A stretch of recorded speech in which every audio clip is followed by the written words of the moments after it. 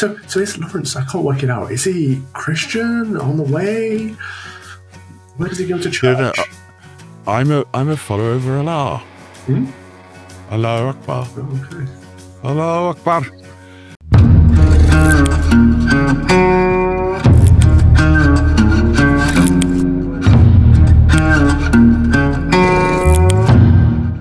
Hello, and welcome to another episode of Fox and Father with me, the Fox, and him, the Father. It's a show where Calvin tries to tutor me in the ways of righteousness, fails, succeeds, ultimately succeeds, because look at just how chilled he is. How are you, bro? I'm good. How are you? You seem a lot better this week. What do you mean, better? You seem less... You were quite anxious last week. What was I anxious about last week? I forgot now. Mainly going to jail, but... Oh, yeah, burying all of that crap. Well, ultimately, the body has the body is an amazing thing, isn't it? It suffers and then it recovers, and then your mind is the same. And I just think, what more can you throw at me? Yeah. In the end, I was very annoyed. I know why I was upset last week. I was upset with the Free Speech Union, who don't support free speech, and I hate establishment grifters. I find them very irritating. Fair. So that was me, but I'm now over that. And have you had a good week? I have had a good week. Yes, I've had a pretty good week. We're dog sitting a nut job Labrador, who is quite challenging, but in all of my wisdom, I agreed to dog sit. So how many dogs do you have in the house now? 6. Yeah. Our house feels very, very small. But this dog he's called Bear. He was a gun dog. He would have come from a line of gun dogs. And I'd said to our mates who got him, I was like, just get a little dog if you want a dog. Get one of the terrier type size. And they're like, no, I want a nice big dog. Blaze is great. And all that. But he's massive and he's got unending energy. So there's no walk long enough to chill him out, and his anxiety. So what he does is he scratches his eyes, and I'm worried that he's just like eyelids are like rough, and he's blinking, and he's in pain, and that compounds anxiety. And yeah, but other than that, it's I'm just sort of walking him and trying to stay sane. How are you? I'm good, thanks. I'm all right. I've had a bishop visiting me this weekend from the Christian Episcopal Church, which was good fun. Good guy. Smoked some cigars, did some church, said mass a couple times. That was good. And this week is a decent week. I'm off to a seminary out here that is the sister seminary of the one that I trained in back in Oxford. So that'll be interesting to see what they're up to. Not a lot. Whereabouts is that? Nashota House, it's called. It's just across the river from where I am, so it shouldn't take me too long to drive out there. But I like a drive out here on these country roads, windows down, music blasting, just gunning for it. Country roads, exactly. Take me home. Do you? Are you going to come and see us at Larry's when we're at Larry's? Yeah, I'd love to. I need to message Larry and make sure we can sort something out. Message Larry, because we're going a week. I've just upset a very prominent journalist who I'd agreed to go to a Laurence slowly gets invited back into the fold with, and because of my really easy to deal with personal circumstances with my children, the half-term weeks got switched at the last minute, so I booked the flight without realising that I was about to let her down. So there we are. I'm in someone's bad books, but I'm always in someone's bad books. Cal. You know what I mean? Yeah. But other than that, I'm just my prayers have been answered. Sarah Mullally, she's now your boss. She's not my boss, mate. Head gaff of your church. I'm not part of the Church of England. Okay. I'm not sure what part of anything I am, but I'm set. So is Laurence? I can't work it out. Is he Christian on the way? Where does he go to church? I'm a follower of Allah. Allahu Akbar. Okay. Allahu Akbar. Because you're a Christian, right? I'm definitely a Christian. So I don't know if people know that about you. Do they not? People always ask me, like, would he say he's a Christian? Yeah, I'd always say I was Christian. I mean, I'd be dead if I wasn't a Christian. I would have been dead long ago if I wasn't Christian. Yeah, no, I'm absolutely Christian. I get a bit confused by denominations and stuff. Yeah. I'm certainly not a member of Sarah Mullally's death cult of witchery. Hey, she's a good friend of mine. I know. I've heard You go way the back. recordings. You have heard the recordings. I forgot about that. It's the way that they quietly say things like, "I know you want to be a priest, Calvin." Oh, shush, dogs. But don't you think it would be a much better idea if you just sodded off forever? It's the way they... I'm saying it with a really nice voice. Yeah. They can't say what they really mean, so they have to talk around things and say it as compassionately sounding as they can, when you can see in their eyes the pure hatred they have for you. She's to God what the Free Speech Union after free speech. So, for people who don't know, Dame Sarah Mullally was a nurse in the NHS. She managed to get a managerial position in the NHS, and so the clever folk in the Church of England thought, well, she's managed at the NHS, she could manage London too, forgetting that to be a bishop is not about managing, but made her the Bishop of London. She failed at that. There was a fraud scam with a guy called Martin Sargent who funneled off loads of people's money. He got imprisoned for it. There was an abuse scandal where Father Alan Griffin ended up taking his own life because of the situation brought about under her accountability. There were major safeguarding concerns, according to independent reviews. However, all of that doesn't matter because she's a woman. So she's been elected to the position of the Archbishop of Canterbury, which is the most senior cleric in the land, not just in the land, but in all of Anglicanism, which, excuse me, I thought I'd put on DMD. Calvin. I just can't get the stuff these days. So she is the primus inter pares. She is the first among equals in the Church of England. So among the bishops, she's the gaffer, but also in the Anglican Communion, they've always looked to the Archbishop of Canterbury as the figure of unity. Not so much. But she's quite a divisive figure. She's very divisive. So why would you know? Well, I don't mind being called divisive. All right, okay. First Epistle to the Corinthians, chapter 14, verse 34. The women should keep silence in the churches, for they are not permitted to speak, but should be subordinate. Interesting. That seems quite... sounds an awful lot like a bit of the Quran. Self-explanatory to me. First epistle of Paul to Timothy, chapter 2, verse 12. I permit no woman to teach or to have authority over men. She is to keep silent. She does not keep silent, I'll tell you that. She does attempt to teach. But there's a reason for these things. And this is the teaching of the church for 2,000 years. Hasn't changed, cannot change, but the Church of England ignores it because it feels it needs to be more egalitarian and more modern. And of course, a woman could do exactly what a man could do, forgetting that women and men are not the same. They're not interchangeable, and they're complementary. They complement each other in different ways. But God uses us in different ways, spiritually as well as ontologically. And so a woman cannot become a priest or a bishop or an archbishop any more than a man can become a mother. That's not to say they're not equal. Is it unfair that men cannot become mothers? It's just nature. It's God's good order. Is it unfair that women cannot become priests? No, it is just God's good order. And people who see otherwise are looking through a modern lens of Hang on. Did you just say that men can't become mothers? I did indeed. Have you seen any chest feeding recently? I mean, this is the NHS would really, really be upset with you for saying some of this stuff, Cal. This is your far right extremism is really, really. I mean, you're saying I'm looking relaxed today. Your far right extremism is often. We used to call it Christianity back in the day. Oh, no. And it is a direct attack on Christians, isn't it? It's so funny. Do you think that anyone? I mean, I've always thought, and I think I've said this before, and I've bored everyone half to death with it, that there is no Church of England. The Church of England was Henry VIII's reason to be able to shag Anne Boleyn. That was literally it. And look how that ended. And then pilfer all the money from the monasteries.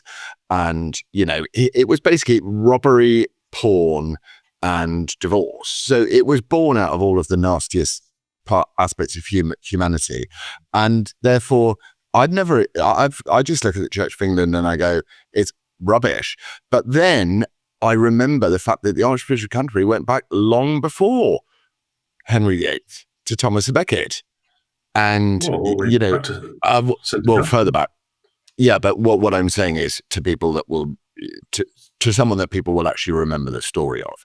The Archbishop of Canterbury was co-opted into a political, not ideology, a political motivation. Yeah. So the motivation was to get rid of Catherine of Aragon, and so he could shag hot girl Six Fingers Anne Boleyn, who apparently is black, by the way, just in case anyone didn't know. No. Anne Boleyn was black, and then he chopped off her head, dissolved all the monasteries, stole all their money, ruined a big part of our culture. We talk about our culture being destroyed. The dissolution of the monasteries is a big part of that.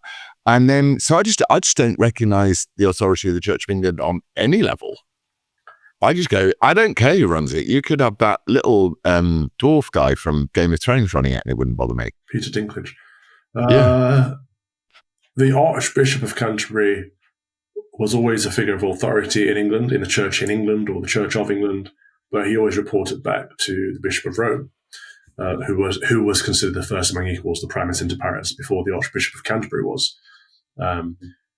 However, after Henry VIII wanted an annulment, was denied it by the Pope because Catherine of Aragon was the aunt of the Holy Roman Emperor, and the Holy Roman Emperor had more power than the Pope at that time. And so the Pope said no because of that. It wasn't for theological reasons, which is important, but that also doesn't justify Henry VIII splitting or divorcing from the Church in order to get his own way, which is what he did. And so ever since then, it's been on a downward spiral of liberalism.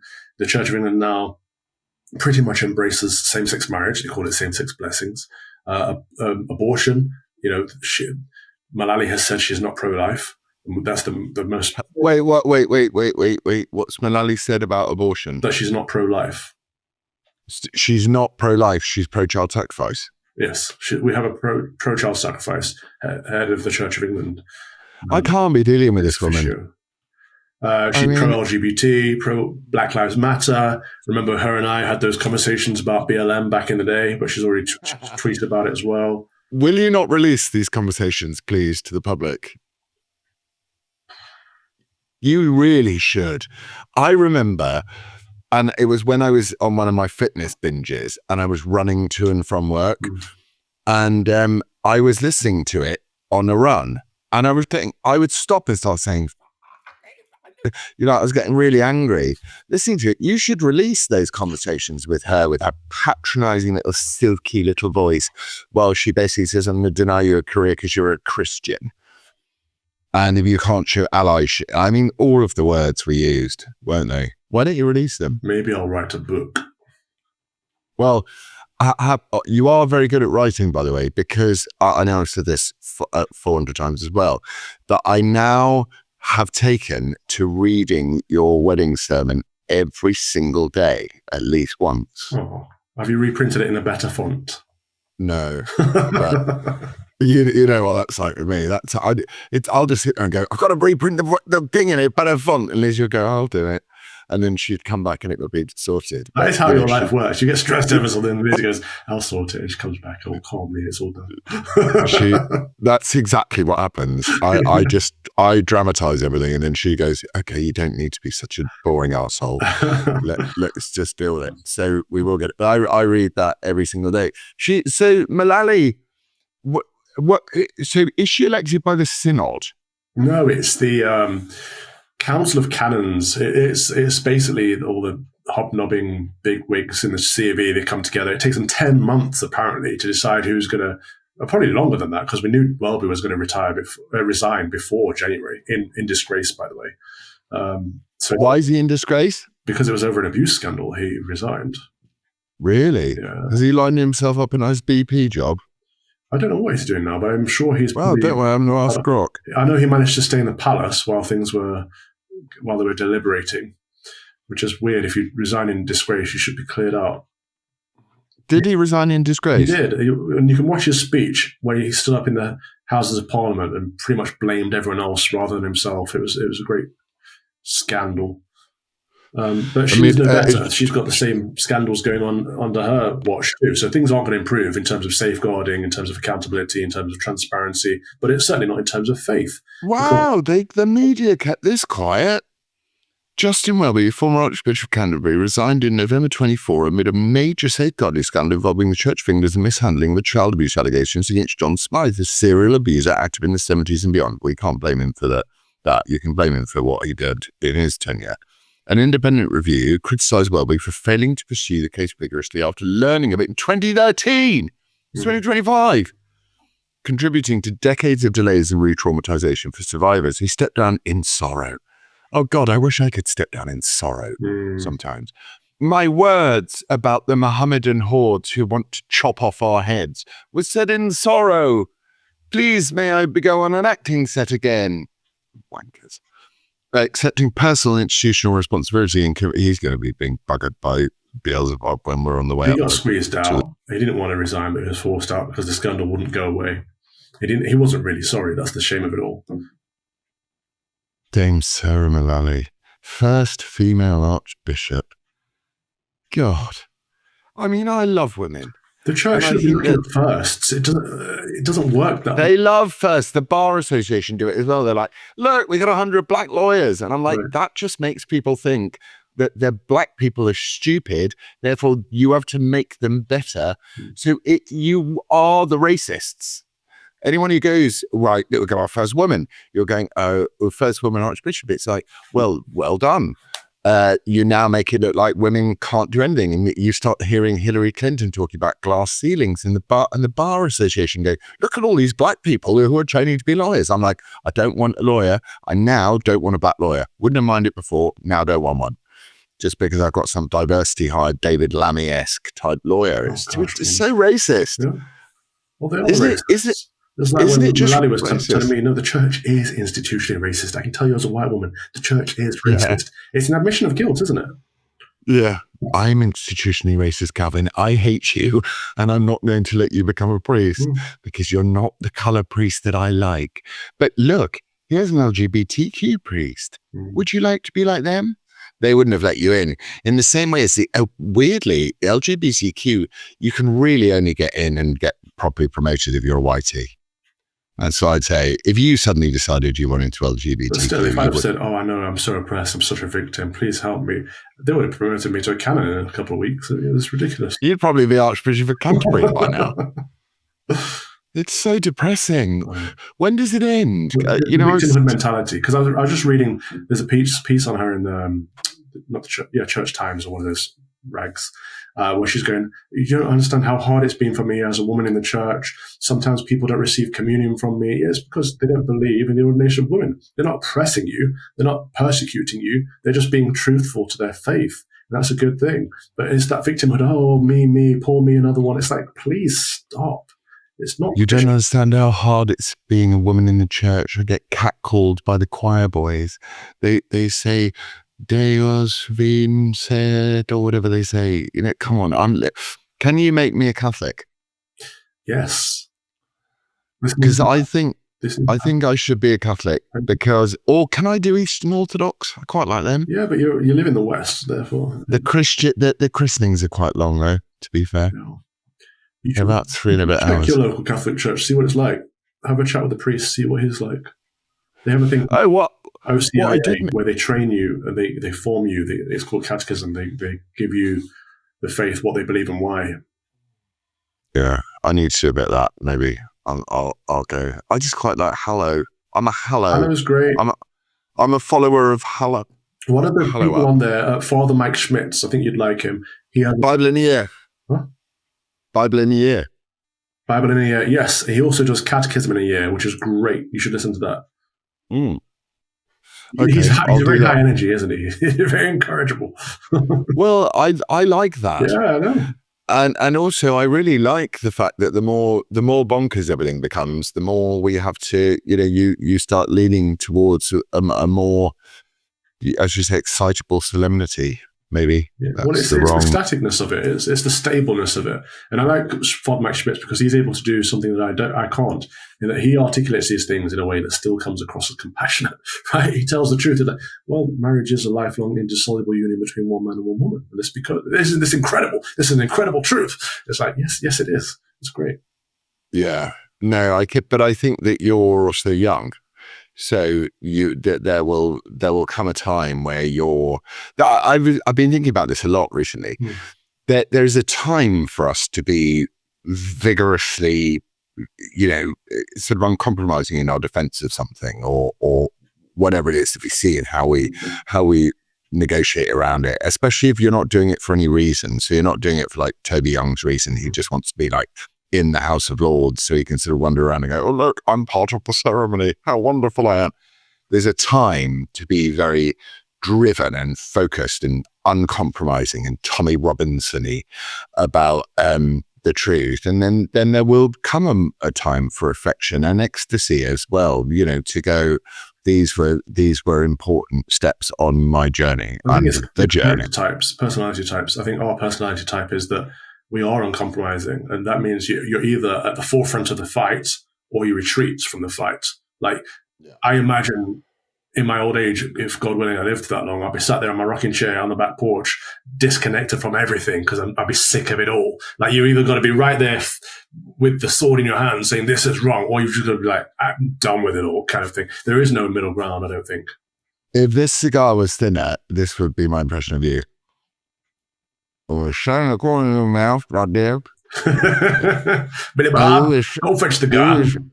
You be shouting in the corner of the porch going, it's all very good, son. It's all very good that you want to go out there and change the name and bring God's word to the people, but you got to understand how. Yeah. That's what you got to do. You got to be a messenger dog. Yeah. And I think you'll turn into that, which will be better than, what are you, the Nazi priest? Yeah, it's a shame. Yeah, I think so. Oh, well. So Mullally is a thumbs down from me. Yes, she's definitely a thumbs down from me. It's a shame, but it is the end of the Church of England. She's not a thumbs down for the biblical reasons. She's a thumbs down because she seems like a sort of, why apply NHS middle management tactics to the Church of England? You should be a thumbs down firstly for the biblical reasons. The other stuff is superfluous. And also there is no other real sort of national institution other than the monarchy, which can turn around to the invading hordes of our Mohammedan friends who like stabbing Jews first, and then they'll come and stab us afterwards, to actually say something useful about this. And I'm sure Mullally won't say anything except we need to be inclusive and accept and don't look back in anger. Oh. Jesus would have turned the other cheek. He wouldn't have thrown over the tables and said what a disgusting aberration this social political and satanic ideology is imbuing on our children. No, I'm Sarah Mullally. Look at me sitting in a sheet. Forget her. To bring peace on earth, he came to bring a sword, and that's what we need right now. We need to conquer evil with goodness. We need to proclaim the truth at all times. We need to divide between truth and lie, between good and evil. We have to be divisive. We can't be inclusive of sin. We can't affirm sin. These are all basics. We're teaching people about salvation. We're teaching people that they need to be saved. But you can't teach people that they need to be saved unless you're telling them what they need to be saved from. And that is sin, that is darkness, that is evil. And instead of telling them it's all right, embrace it, you'll be good, find your true self, we should be saying, no, those things are bad for you, and this is what's good for you. I challenge anyone to this, which I know to be true. Any woman of any age who is considering abortion or has an abortion knows deep down what she's doing. And I've had enough experience of girls and women who have had abortions to know that it has been the thing that has haunted them more than anything else in their entire life, even more than sexual assault by men. And I've witnessed it. I've seen it. I've spoken to people about it. I had a conversation with a girl who wanted to come to our engagement party, and she told me that she had to go and have a procedure. And I went, "Oh, what's wrong with you?" And she went, "Well, I'm pregnant. I've got to go and have an abortion." I tried to talk her out of having an abortion for the obvious reasons. That I don't want her to kill babies, have that on her head at such a young age. And then she's like, "Well, don't worry, I'll be fine for your engagement party." And I went, "And I also don't want you anywhere near my engagement party. Thank you very much." I do not want the sin that will travel with you, the evil that will travel with you, coming anywhere near me and the people I love. And I know that's very not good of me, that she was doing it consciously. She did it of her own accord. And I was just like, you know what? I don't want you there on that night. On that night, I want it to be a place of love and be peaceful. And people will say that's wrong of me to do that. I should have accepted her and forgiven her. But I was just like, I do accept and You need to forgive. repent of it for her own sake. Yeah. It's Yeah. the dark evil to carry on your soul. It's not good. It's not good. Right. What do you think about the we saw that, do you think the British government should have like on their checklist of whether we allow people to come into the country, don't allow people to come in, called jihad?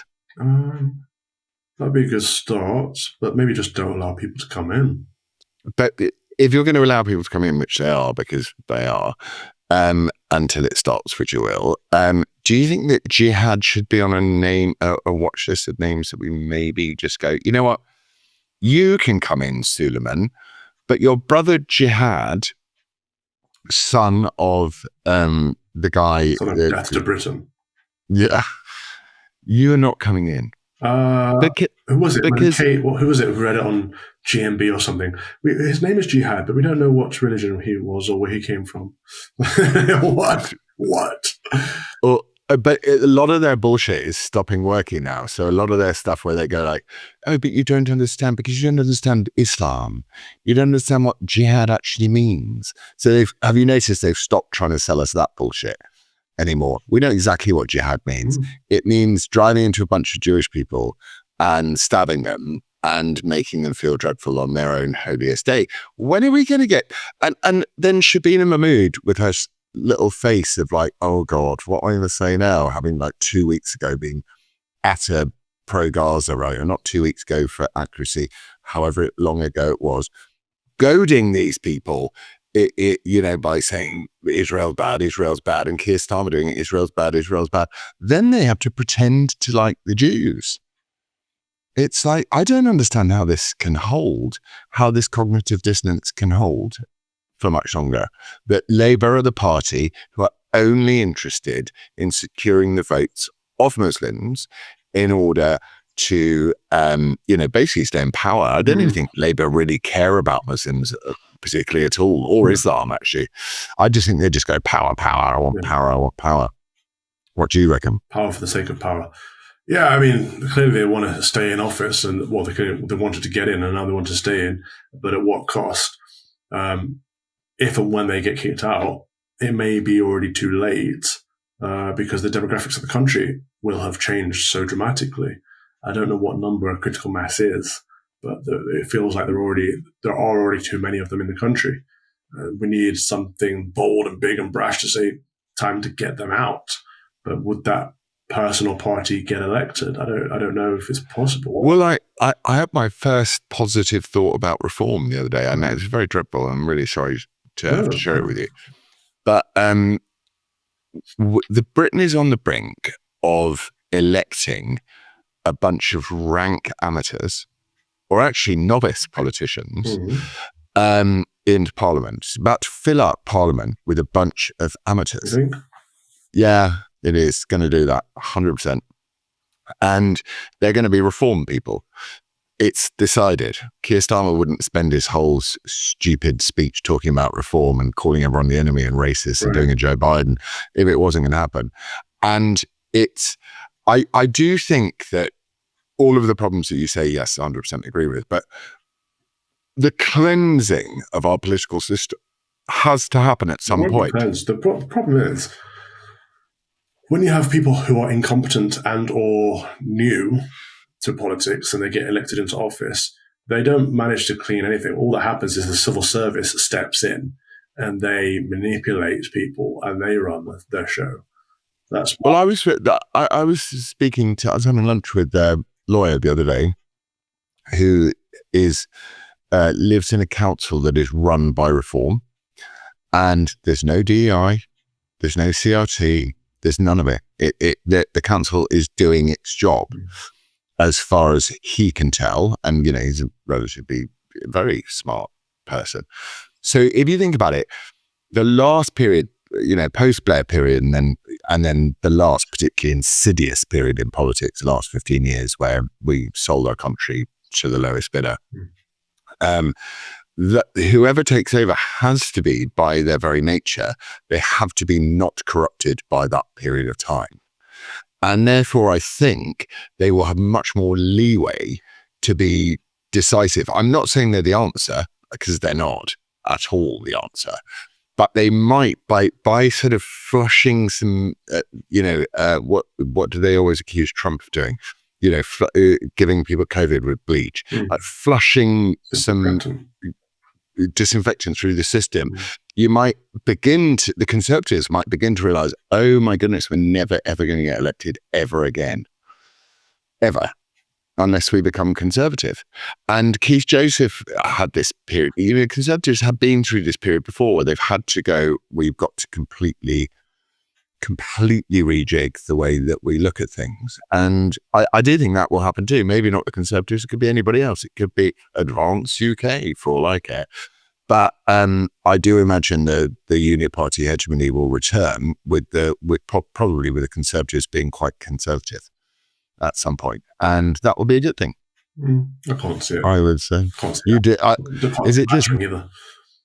Yeah, I mean, I'm not a good one for it, because I'm just like, I just want to leave this country. I don't want to live here.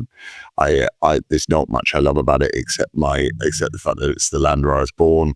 There don't seem to be many who are willing to fight enough for it, and part of me just goes, I gotta leave. And then the other part of me goes, no, you're not being kicked out of your home by a bunch of foreigners.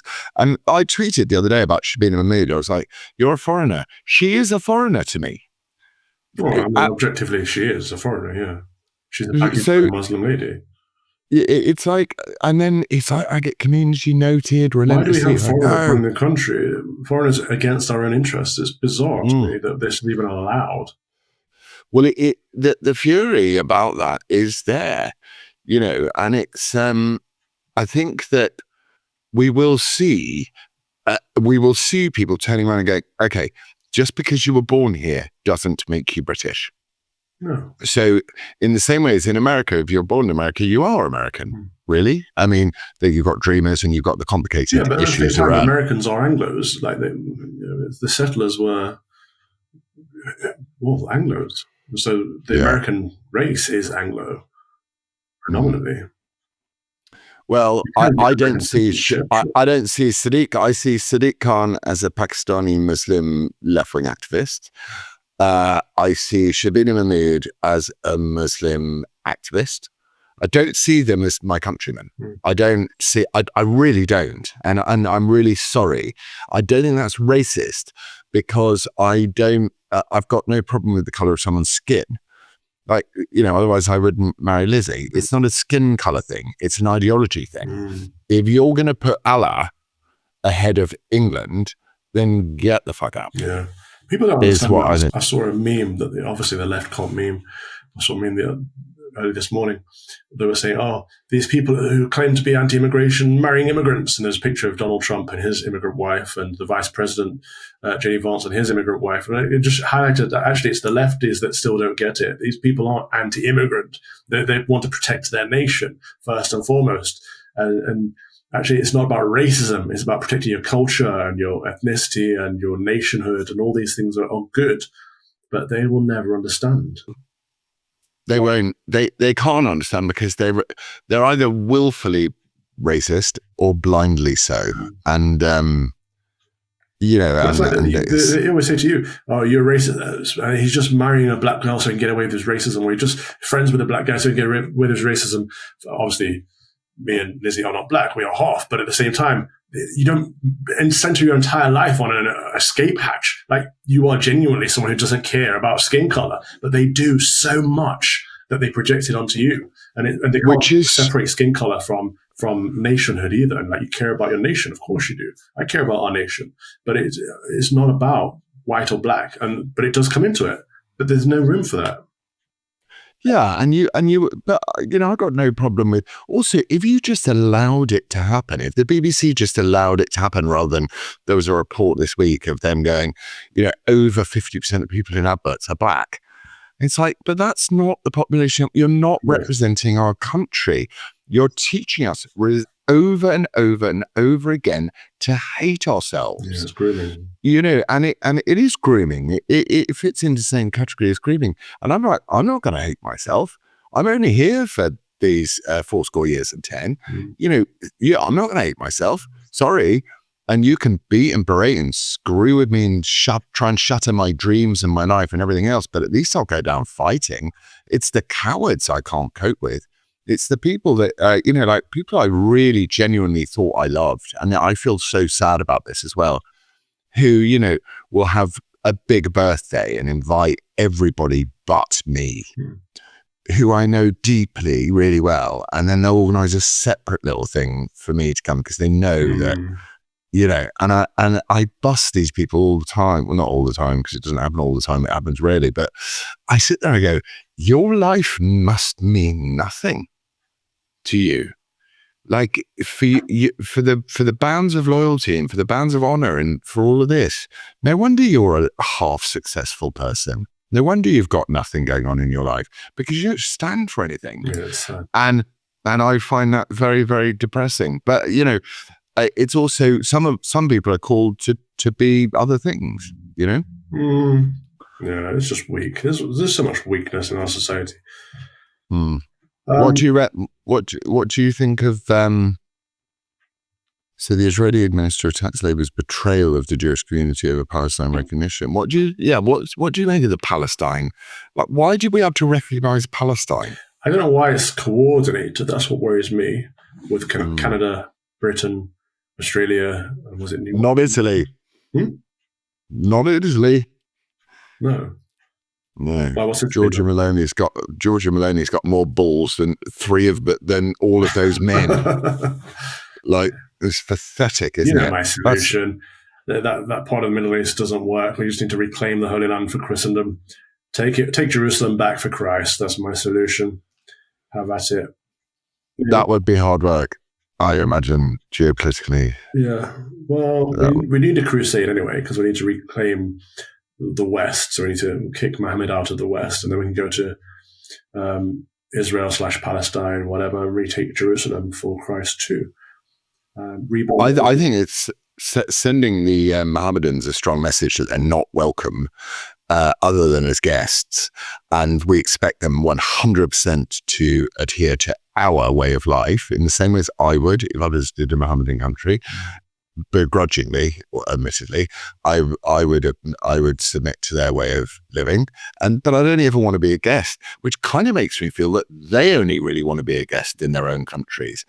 And then, so the whole thing lives on this sort of virus of mass exponential expansion of a terrible idea, which is what we've witnessed over and over and over and over again. I don't want Muhammad as a guest, to be honest with you. I think there needs to be a no-fly policy for the Islamic faith. That would solve a lot of problems. Deport the lot and have a no-fly policy. Terrorism would be over in a day. Yeah. Pakistani Muslim rape gangs would be over in a day. The country would be a lot safer, a lot cleaner, a lot nicer. And it's okay to say that. I agree with you. Sorry, it's not racist because Islam's not a race. Thank you. Absolutely. Thank you, team.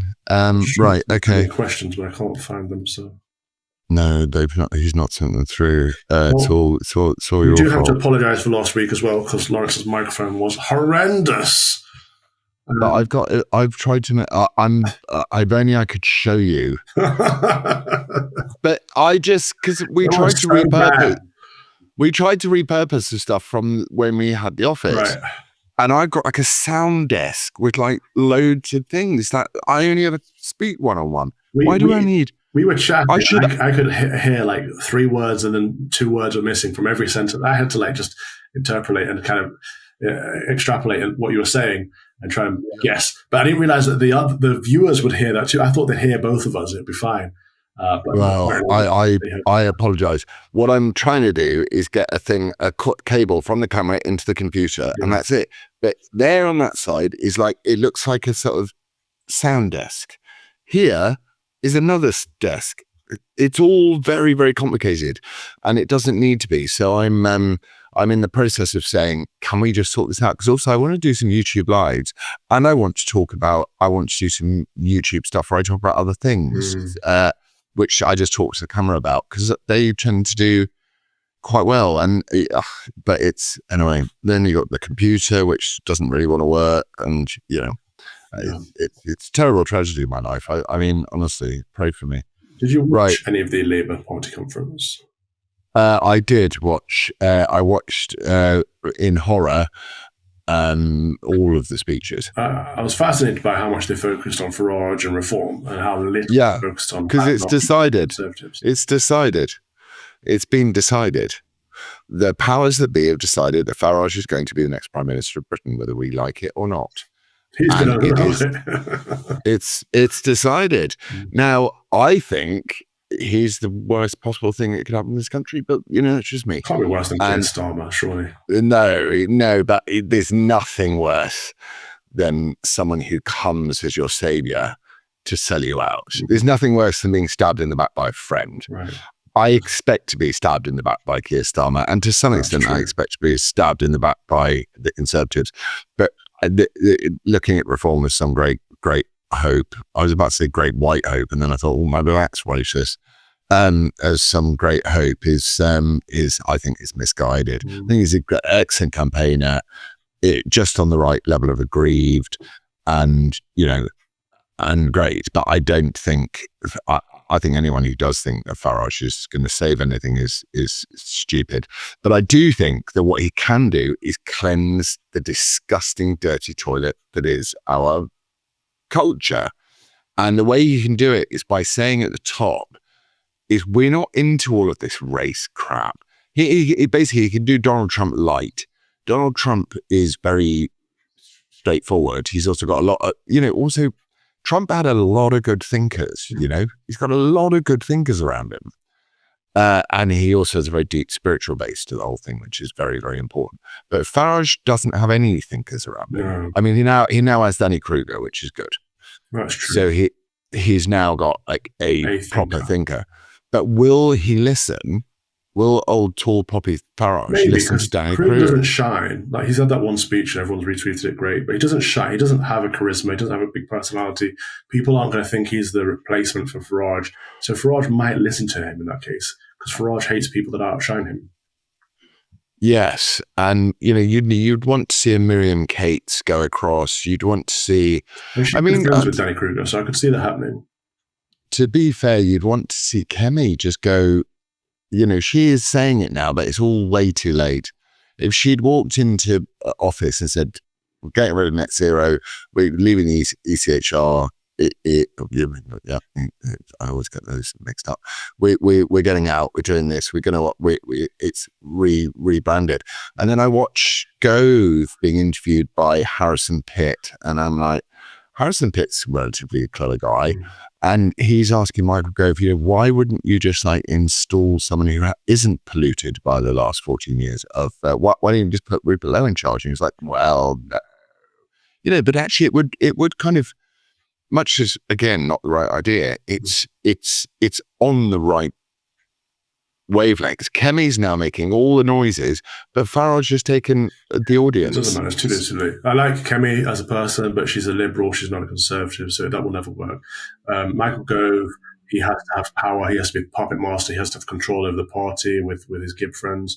And so he would never select someone like Rupert Lowe who he couldn't control. So those are the reasons it's mostly doomed for the Conservatives. But again, it doesn't really work. But they've made some good announcements. They've said some good things. They said, we're going to get rid of net zero. We're done with it. Yeah, but being anti-woke liberal is not good enough. It's not far enough. Yeah, I do agree with that. So the Tory conference kicks off when now? Is it kicked off? I don't know. It is usually around now, isn't it? First week of October. And so they're gonna scrap net zero suddenly. The people that net zero five minutes to midnight. Boris Johnson. No, but net zero is going to be the one that really gets people. That it is important. Is it? Oh, I didn't know people were Yeah. still concerned about that. Well, I think I tweeted it. I went in Kev's plane.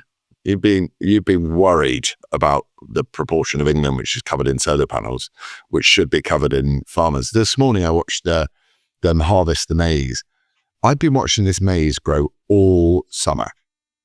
And you know what maize is like? It's like the Signs film. It grows really tall. And I just watched a field go in half an hour. Cool. And I just was like, what an incredible, wonderful harvest that is. And to think that there are fields, perfectly usable fields in England, which are covered in solar panels, of which there are a lot, makes me very, very sad. So the Tories just missed the boat in my book. I did say to Kemi, with all due respect, Kemi, you did ask me what you should do. And I did say, come out punching. And she said, patience is a virtue. And I went, it's not a virtue at this juncture. You're on the edge of oblivion. And I think they probably are. Yeah. But I'd vote for Jeremy Clarkson, I think, on the topic of farming. His Clarkson's farm was fantastic. I only saw that last season, but just exemplifying what it means to be British and what it means to have the system against you. And it is clear that the system is against the British people. And someone like that. People who don't want to work are against the British people.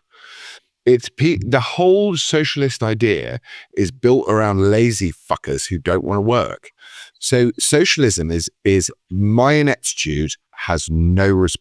I'm not responsible for my own ineptitude. None of it. So that's socialism in a can. So I can come up with some really amazing ideas as to why I'm not going to do anything today.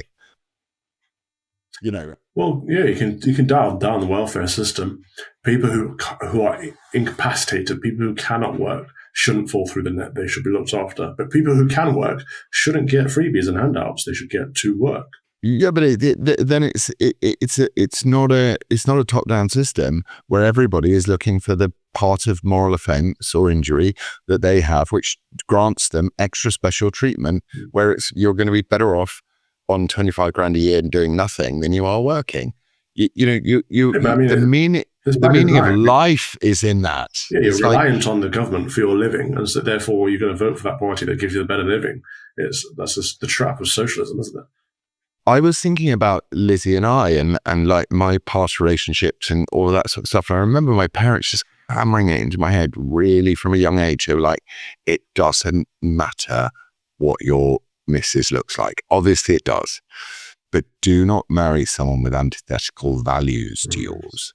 Whatever your values are, do not marry someone, and do not spend a long period of time with someone who thinks completely alternatively on a values level to you, because it's going to end in tears, as it often does. Who's that? But that's the stepdog, as I call them at the moment. Okay, and Blaze and Sparky and Maggie. They've been out on the. They've been out on the when it's really high tide. High tide is now good for me, and they just. I mean, they're so tired when they get home. There's nothing better than a soaking wet. Salt water is great for dogs as well. And they're soaking wet and they're kind of stumbling, exhausted. And it makes you feel so good. Well, last time I came it was, is it Snickers that looks like Maggie? No, Rhea. Oh, Rhea. They're so big now. I thought it was Maggie. Rhea was curling up to me because obviously I've known Maggie since she was a puppy. I thought it was Maggie, but no. She's very dominant, Rhea. She's now becoming, because one of the ways you stop terriers from being difficult dogs is you take them to the pub. Blaze, you walk to the pub, he just sits in the pub, he's fine. Yeah. The little dogs and other dogs, you teach them that they meet new people and it's a bit rowdy and they get used to it, and they're a bit kind of freaked out for a while, but they get used to it. It means that when you're on a walk, they don't run up to people and start barking at them. Right.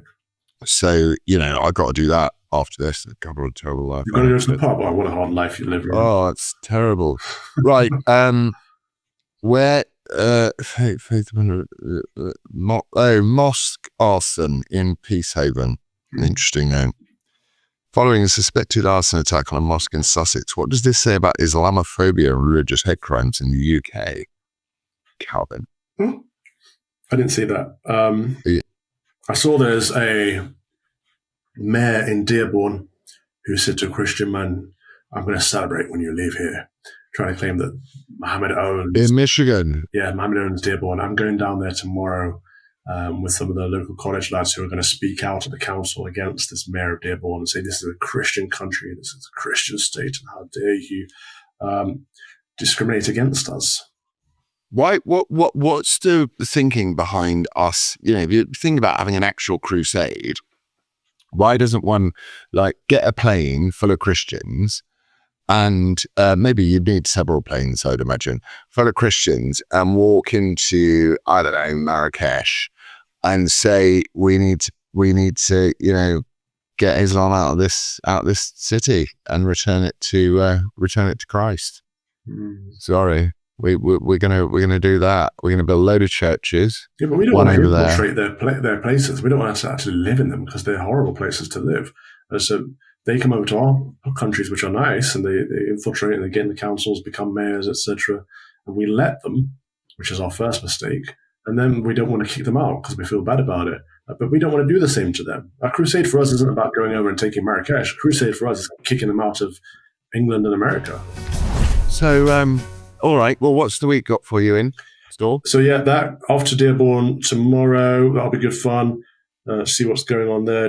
I'm just observing. I don't know much about these local level politics in the States, but I'm going to see what people are up to and how their message is taken when they hear an opposing viewpoint. I'm off to the seminary for the latter half of the week. Obviously got Mass on Sunday. And you're off next week to Larry's. Alabama. I'm so looking forward to A, white sauce, B, people being polite to each other, C, obviously going shooting guns because I love doing that, and spending time with Larry's such a deep and wonderful thinker, and Laurie they're such a good couple, and I'm so looking forward to spending both of us, because Lizzie and I have had zero reflection time since wedding, really. We've not had any. We just went straight back to school runs and kids and all of that. So it'll be our first little break. Well, I'm down the road from you the week after. How long are you in Alabama? A week from the 13th. I'm speaking at the Turning Point event the week after. Well, you should maybe come. I just had my fingerprints taken at the sheriff's office for my concealed pistol license. Oh yes, I love it. Is it going to be a long-barreled Magnum 44? I've just seen a Ruger Mark II that I quite like. So Ruger Mark II? What's that? But I definitely want to get a Desert Eagle at some point, maybe for my brother. Oh, no, I shot a Desert Eagle. They're evil. You're going to have such I'm bigger than you, though. No, you've got to have such a strong... you don't want a Ruger, man. That would really help with Nazi priest stuff. I'm okay about that. I'm quite good with a 45, so I like the bigger ones. I like a 45. I like a 30. What is it? 36, 35, 35. What is it? 35, 40. Well, they do a million different ammos, but the 30-06. My favorite one is a 40. I think it's a 40.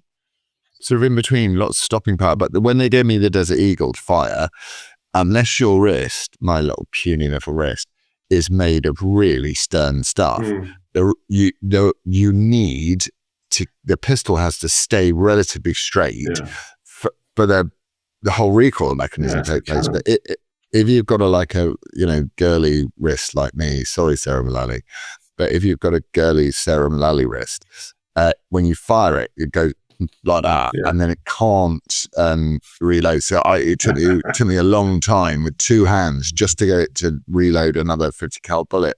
I mean, I wouldn't like to see what effect that would have on anyone. Certainly not Sadiq Khan.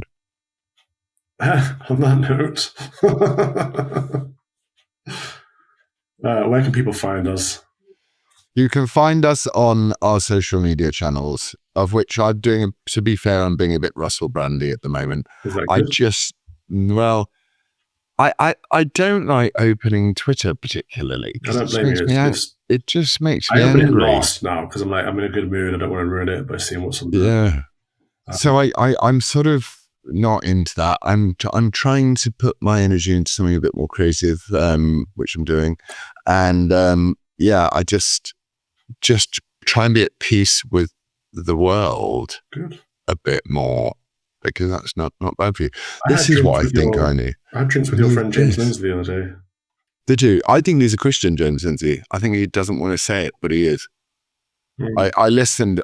In fact, I'm going to recommend for our audience that they listen to James Lindsay's most recent podcast, of which, I mean, it's not for those that Socio-Gnosticism and the Black Magic of Alexander Dugin. It's really, really interesting about the right and the left ideologies. And he's very clear in saying that the left is, I mean, he's also very, on the fence in terms of the Solzhenitsyn, the line between good and evil runs down them. He's recognizing evil. So the next step from that is recognizing God. I think he's quite Christian. I do get a sense that he is quite Christian. Anyway, play us out, Father. Why not, since we're all here? What are we on today? You don't have to do a Catholic one. You could do a different one. In the name of the Father, and of the Son, and of the Holy Spirit. Amen. That's right, take your cap off. O Lord, we beseech thee, let thy continual pity cleanse and defend thy church, and because she cannot continue in safety without thy succour, preserve her evermore by thy help and goodness, through Jesus Christ, thy Son, our Lord, who liveth and reigneth with thee in the unity of the Holy Spirit, ever one God, world without end. Amen. Amen. And go to the culture stores and get one of those. Diversity, unity is our greatest strength, not diversity. And also go to the culture stores and get some of those. And also go to Legacy stores and get Carbon's bloody pie. Get my Common Sense Crusade stuff. It's good. Have you got a follow? Father follows. Fox and Father follows. Oh, Fox and Father follows. Yeah, gotta have one of those. Who's yours? I am going to give mine to Catholic Unscripted, which is a podcast I appeared on last week, and I also appear on this week. Good people, Mark and Catherine, and they've been around for a while, commentating on Catholic issues. They deserve a bit of a boost. They've been treated poorly by a few people that I won't mention, but very good content. I'm just trying to find out what their channel's Twitter is. Mine is Archbishop Stephen Kazimba. Ah, yeah. Love him. From Nigeria? Church of Uganda. Uganda. Love him. So it's Catholic_UN. Catholic_UN. All right. And I can't think of anyone else. Oh, yeah, follow Zara Sultana just to make you unhappy. And Hamza Yusuf I read as well, because he's really fun as well. Oh, London and UK street news. If you ever want to not believe Sadiq Khan when he tells you that, London is the diversity is London's greatest strength, because you just watch all the people being murdered by machetes. It's the last thing I want to see, to be honest. I know, me too. I just want my country back. Can we have it back? Raise the colours. Love you. God bless.